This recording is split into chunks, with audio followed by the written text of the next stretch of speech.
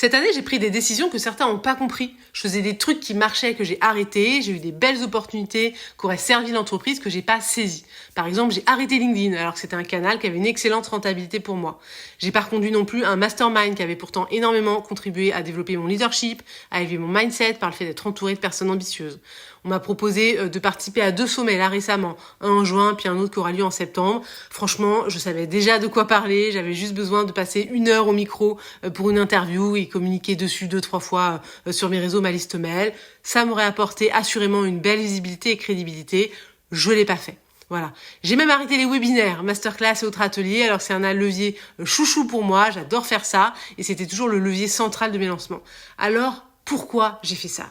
Tout simplement pour protéger mon focus, protéger mon temps, mon énergie, mon jus de cerveau. On n'a que 24 heures dans une journée, que 365 jours par an, et je sais pas exactement combien de jours travailler, je sais pas vous, mais moi j'aime bien les vacances, et si on étale notre focus, notre attention, notre énergie sur trop de sujets, mais on fait pas plus en fait, on fait mal, on disperse ce focus, cette énergie. Il y a une équation qui peut paraître un peu compliquée à comprendre, mais qui est pourtant très simple à comprendre.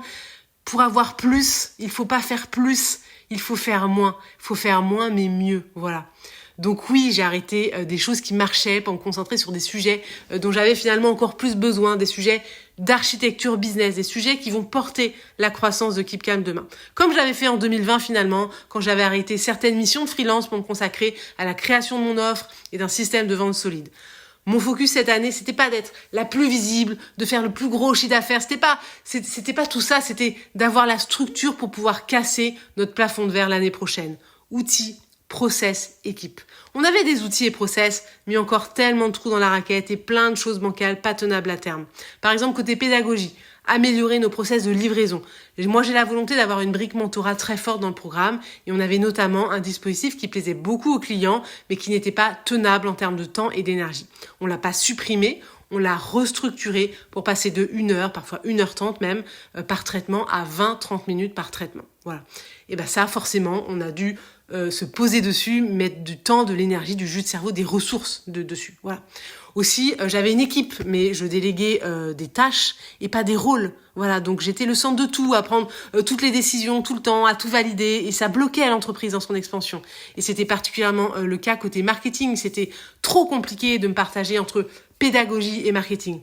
Donc j'ai pris la décision de me concentrer sur la partie pédagogie et de faire passer mon bras droit marketing à un rôle de décisionnaire, de directeur marketing. Et pour bien l'accompagner à prendre cette nouvelle place, j'avais besoin de temps et de jus de cerveau. Je voulais aussi réduire le scope de ce qu'on faisait pour bien lui passer les sujets un par un. Voilà, d'où les décisions qui ont été prises. Voilà pour quelques exemples, il y en a beaucoup d'autres, mais cette vidéo n'est pas là pour parler de moi. Alors finalement, qu'est-ce que ça a donné ? Qu'est-ce que ça donne de couper des choses pas essentielles pour protéger son focus ? Juste en termes de résultats, là on est à la mi-année, on a déjà atteint notre chiffre d'affaires de l'année dernière. Donc ça c'est cool, ok. Mais moi le résultat bien supérieur que je vois au-delà de ça, au-delà des chiffres, c'est que je me sens sur la bonne voie. Voilà, c'est que je me sens sereine, confiante, je cours pas partout, je me sens pas à la bourre sur tout. Alors bien sûr, je me sens à la bourre sur des sujets, ça c'est une règle générale, il y a plein d'exceptions, mais globalement, je maîtrise mon plan, je maîtrise mon temps, je maîtrise mon énergie. Et ça, vraiment, ça n'a pas de prix. Donc vraiment, je t'invite à te poser cette question.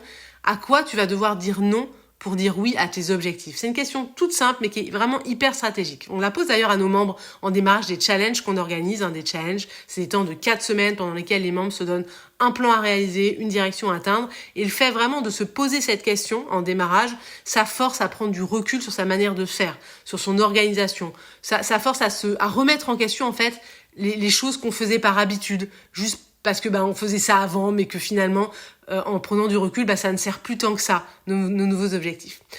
Donc voilà, je t'invite à te poser cette question. À quoi tu vas devoir dire non pour dire oui à tes objectifs? Voilà. Tu te mets un chrono de 7 minutes, tu te poses dans un endroit calme pour répondre à cette question. Ah non, pardon.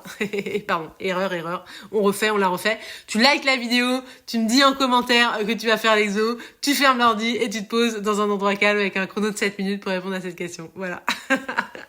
Allez, à toi de jouer et t'oublie pas de prendre soin de toi et de tes rêves. Voilà. Ciao!